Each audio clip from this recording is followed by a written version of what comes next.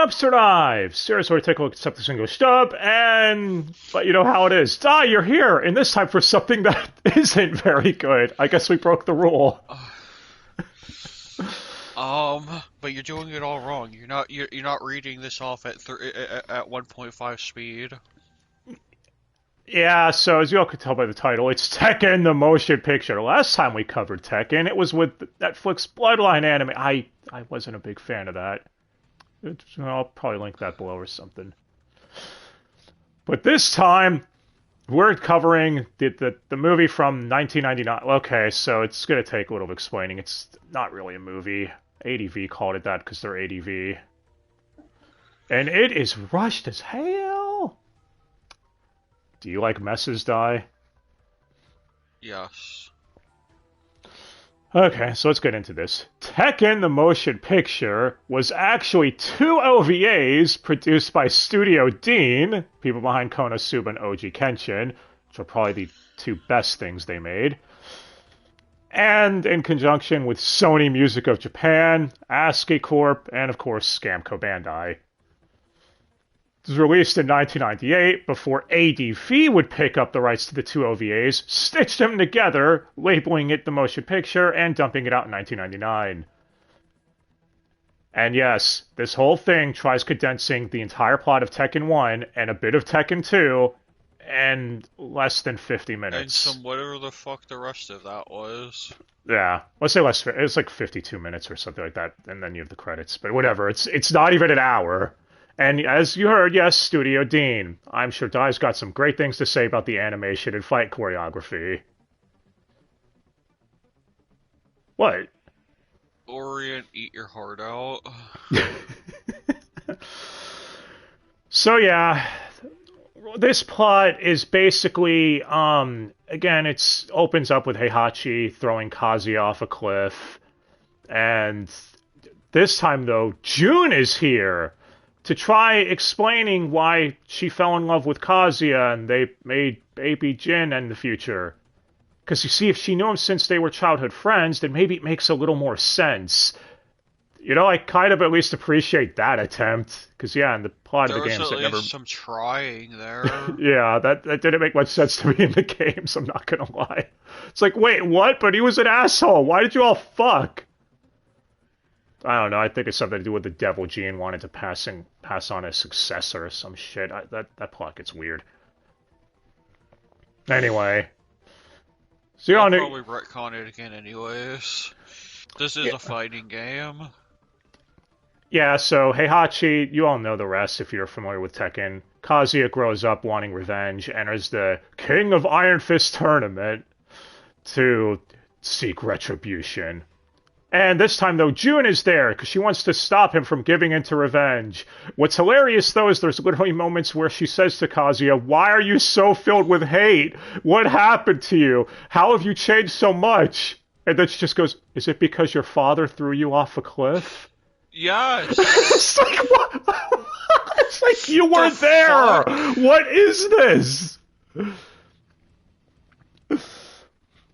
And yeah, Heihachi did it to be like, but it's my son. If he wants to prove his strength, he'll survive. No amount of talking is going to try convincing me that retcon in T7 about him wanting to stop the Devil Gene isn't going to convince me that wasn't stupid. I'm sorry, guys.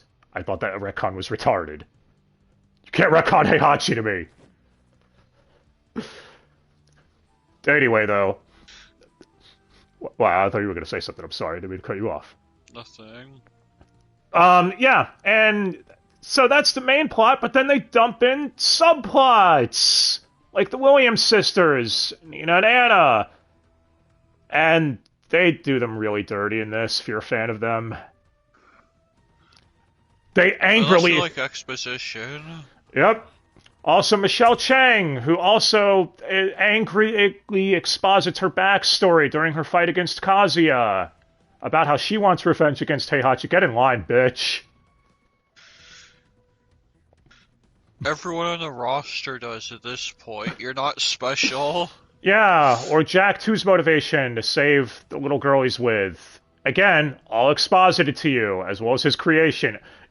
We talked about, this thing's barely over 50 minutes, so a lot of the dialogue is exposition to catch you up to speed.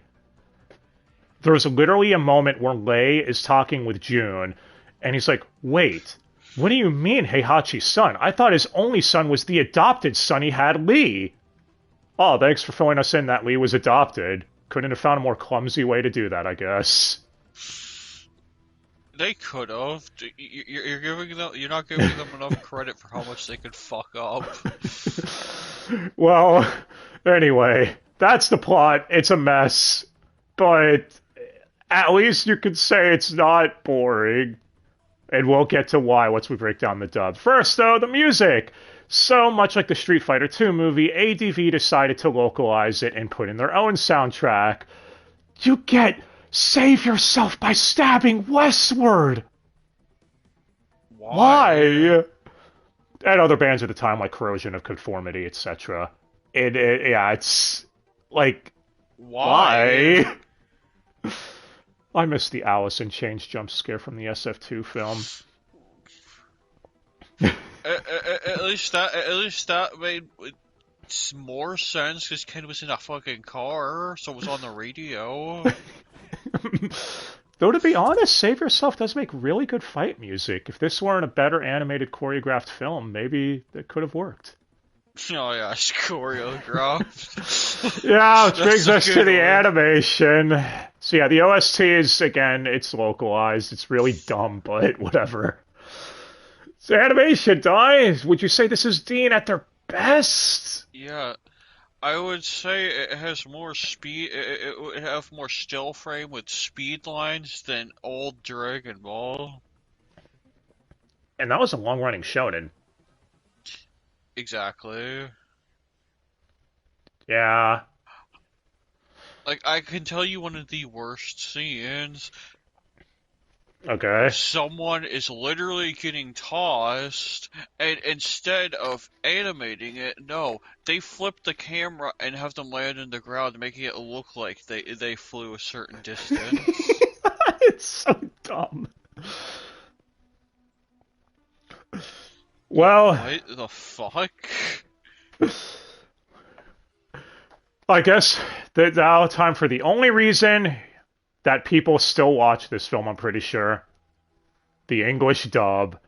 Oh yes, this dub is infamous among those who have seen it, because it is glorious. It is all over the place. It really is. And barely anyone from this dub went on to do anything else. In fact, looking at it, the only voice actor I recognized right away was Charlie Campbell. You know, Gran Torino from My Hero Academia. And he was an ad voice. I couldn't even recognize him in this. Did you hear him? Well, that's because... Well, he went by too fast. You couldn't hear him. Makes sense. So it was dubbed out of Monster Island. Ever hear of that studio, Dai? Yes, totally. No. It's ADV's B studio. They did Sakura Wars, which I haven't seen that yet. Oh, I know people like that one. And Final Fantasy Unlimited. The next thing Nomi will probably be dragged on for. And, yeah. The ADR director was Gary Dean, someone, again, I've never heard of before now. With script by Gary Dean, again. And, yeah, the script is all... Oh, yeah, also, Jennifer Presto wrote the script, too. The script is also... I guess that's the least egregious thing. I mean, you get lines like Tekken is life, the narrator shouting that at you. And other such things, like when Kazuya fights Lee, Kazuya's like to Lee, someone who never believes in Ken cannot hope to have their punches work on me. I don't even know what that means. They act like Ken is something akin to the Force, where you have to believe in it, or some shit. Ken die? Yes. Ken Masters? Yeah, I was thinking that too. Also, there's hilarious dub flubs all over this. Like, there's a moment where they call Mishima Michima, Yep. Also, a moment where Heihachi calls Tekken Taken. And everyone calls Heihachi Hi-Hachi, which, to be fair, Hi. everyone I knew back then called him that too, to be honest. So it's one of those things, like, I don't know if I could be too critical on that one, because everyone I knew called him Hi-Hachi. But okay, let's get to the cast and see who the fuck we recognize, which isn't very many. So first, we have Kazuya, voiced by Adam Dudley, who's Romero from the Zone of the Enders anime, and Randall Owen from Pumpkin Scissors, and Seiji from New Fist the North Star. I've not seen any of these, I'm sorry.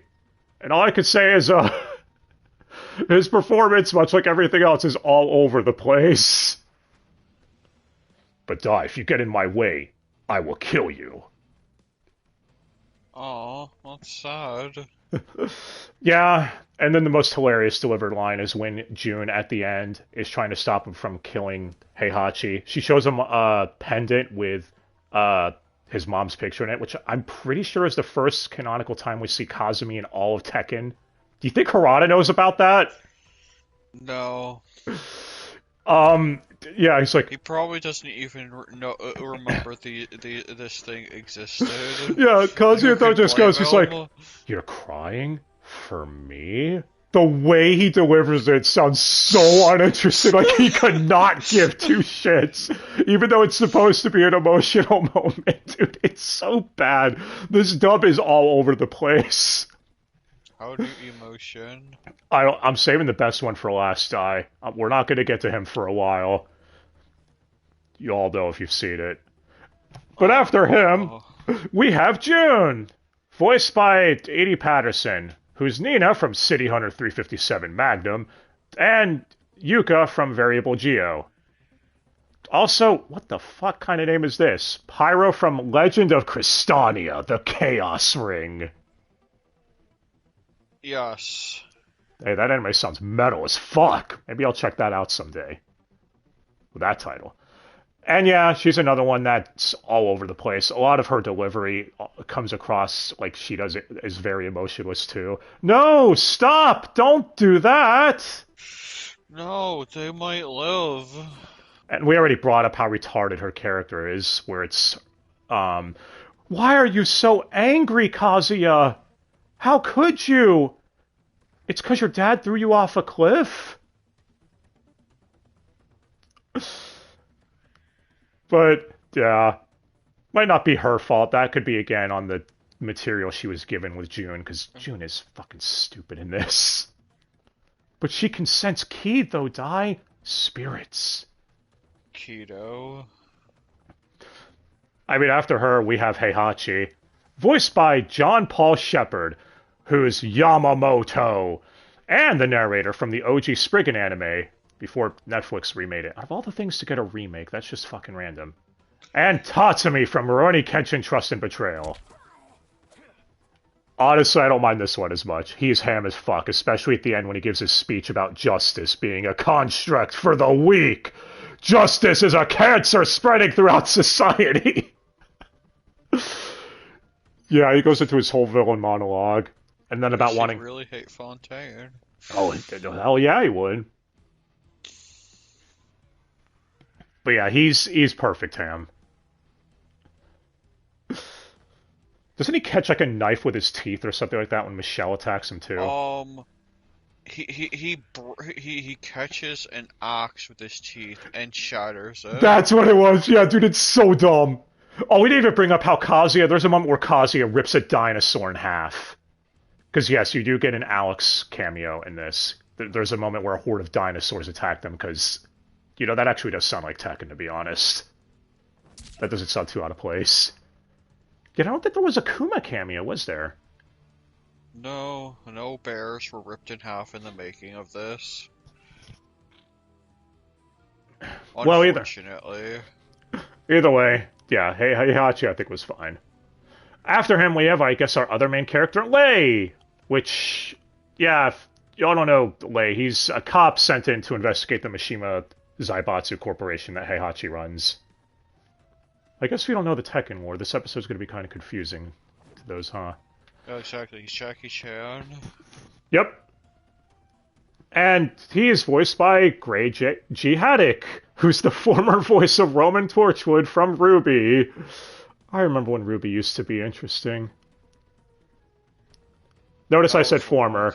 Yeah, he's another one who quit Rooster Teeth. Big surprise. Who hasn't at this point?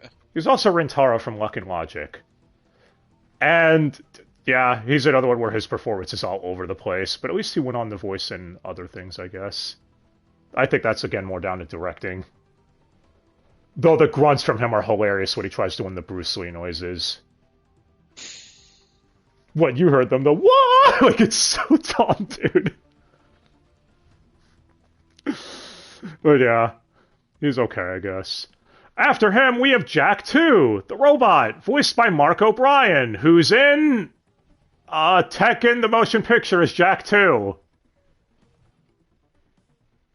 That's all I got. Yeah, there's going to be a handful of those coming up.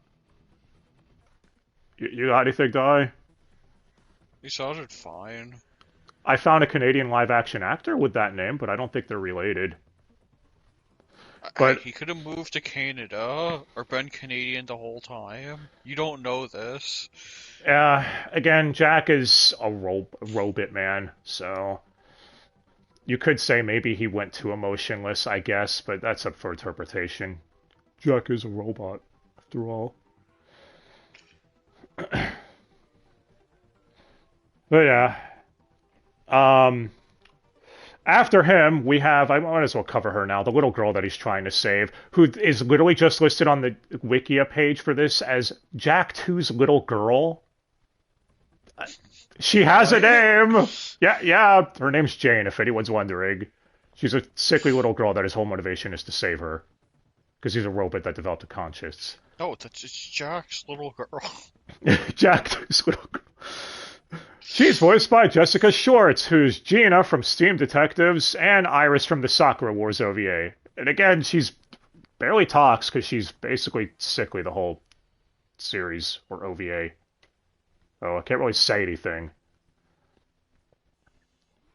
But yeah. She exists sometimes. I mean, hey, Jack gets a moment. He gets to fight Bruce. Yeah, if you're a Bruce man, you're probably going to be kind of pissed at this movie. Because what does he do? Doesn't he hit Jack once and then get thrown off the ship? Breaks it, and because he's a robot, he breaks his own arm.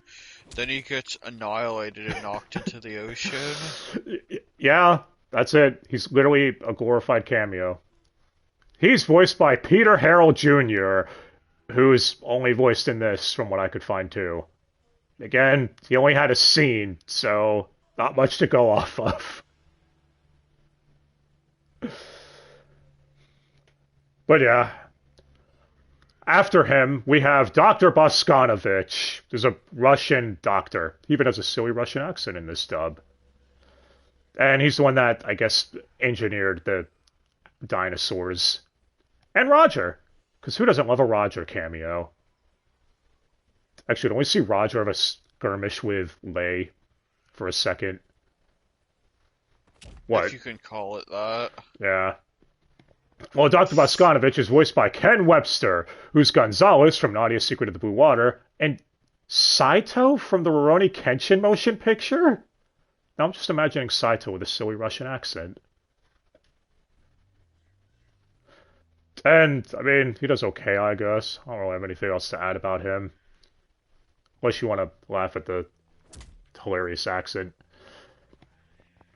It does sound hilarious. After him, though, is Michelle Chang, who angrily exposits how her village was burned down by Heihachi when she fights Kazuya.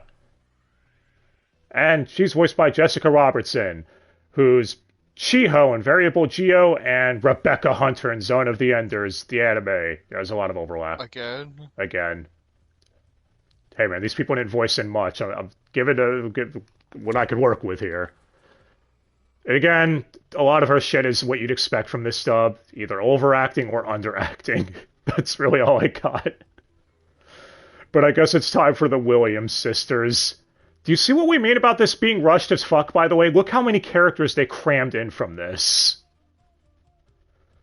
So first People is... who were just cameos got off lucky. Oh yeah, there's, real quick, there is a cameo where you see Yoshimitsu, Paul, and King in literally a shot, and then they're gone. So... But yeah, Nina Williams is voiced by Ellie McBride, who's Empress Kyoe from Soul Hunter, and Sonabe from Devil Lady. I think that's Nanako? I can't tell on that one. Might be an M. I could be retarded. And honestly... It's both at the same time. Anyway, yeah, she's shipped with Lee in the beginning, because he basically promises, like, if you kill my brother, then I'll, make sure you never have to work as an assassin again. Of course, he's just lying to her. What's hilarious, though, is that Nina and Anna seem like they're fighting over him at one point. What the fuck is this weird continuity going on here? You know what I mean? Where Anna's like, I know what you mean. It's like, what the fuck? Yeah.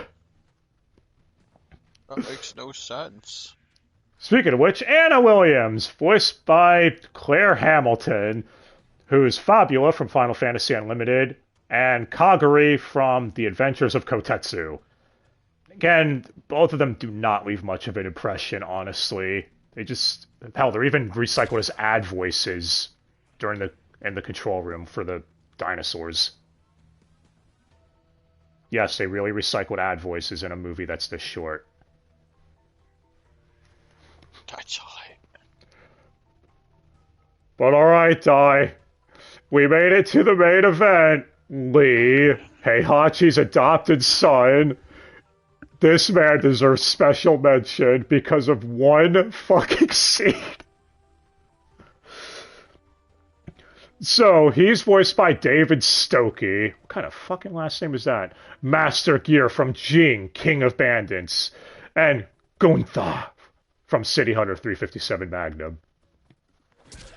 And, yeah, his acting goes from sounding like this the entire movie, where he sounds like either really fucking bored or just uninterested in anything, to when he sets off the self-destruct system, screaming on top of his lungs in the most overacted dub scene I think I've heard in a very long time. I couldn't stop laughing. No joke. I watched this movie by myself a few days ago because it's free on YouTube, and I was like, no, I gotta show this to Dai. It's too fucking funny. It's so stupid. Yeah, he just goes, I'll never give up the Mishima family! It's mine! He just randomly starts screaming. It's so fucking dumb. It makes sense if you don't think about it. Like, what the fuck? But yeah. So I think I might give him the MVP alone just for that fucking shit. It made it all worth it just for that. Like, not like there's anything else to say about the rest of it. But Dai, do you not believe in your own Ken? No. Also, I guess I'll mention the Jin cameo at the end where he's a child is voiced by Jacob Franchek, who I couldn't find anything else he was in. But he also voiced young Kazuya in this film. So you got that. They did that thing. With the same voice actor. Ha ha ha, that's funny.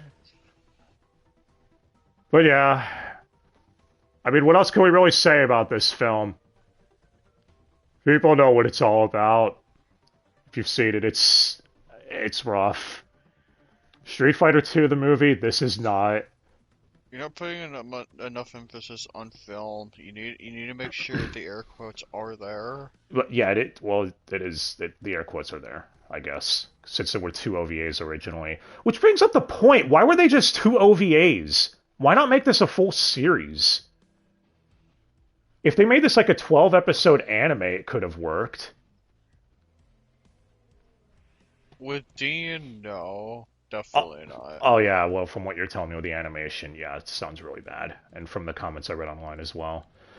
And I know some people do like this, and if that's you, that's fine. I mean, I guess maybe you saw this and it's nostalgic or whatever. Or maybe, but I could say I like it for one reason. It's hilarious. It's so bad it's good. It's in that category It's for me. hilarious for all the wrong reasons. Yeah. But I wasn't bored during it. And like we said, it's free to watch on YouTube. With stabbing westward included. So, anything else to add, Di, before we get out of here? You make sure to watch this video in 1.5 speed. Because that's what it's like watching the movie with how rushed it is. Exactly. Yeah. Yeah. Do you think Tekken will ever get a good anime adaptation? That everyone agrees is top-notch? Well, there's only one left that we haven't covered that's a Tekken anime thing at the time of this. That's the Tekken Blood Vengeance film, which I heard has its own fair share of problems. So... But we'll get to that at some point. I don't know when. There's other fighting game adaptations we gotta do. We still haven't even covered the crown jewel of them yet, Fatal Fury. And there's also other Street Fighter ones. And then there's ones that I'll bring on for with Nomi, because they're so good. Either way, let us know what y'all thought of this. I think that's going to do it for this one. And let us know who your waifu is in Tekken or something. I don't fucking know. And what you thought of this movie. Exactly. Gets the rating of not shit enough for Nomi. Well, that's because it's so bad. It's entertaining. It's amazing. But yeah, please comment all that stuff and let us know what you thought. And if you liked it, let us know why and why we're wrong or something. I don't know. But until next time, guys, thanks again for watching. We'll be back with something. And just remember, be like Lee. Shout angrily at the top of your lungs. Dude, they did Lee so fucking dirty in this film. His fight with Kazuya ended in like one punch. That was dumb. It is highly intelligible. I don't Yeah, know we didn't what even you're talking about. Yeah, we didn't even bring up the fight scene. Well, we brought up how animated they were, but I was referring to how rushed a lot of them were, where they just either happened off screen or just ended in one hit. Rushed such animation. Thanks, Dean. Dicks. But for realsies, guys, I got long enough. So, thank you all again so much for watching. I hope you have yourselves a fantastic day. Until next time, come back to Dubster Live! Listen to Lee! No! What, he really sounds like that.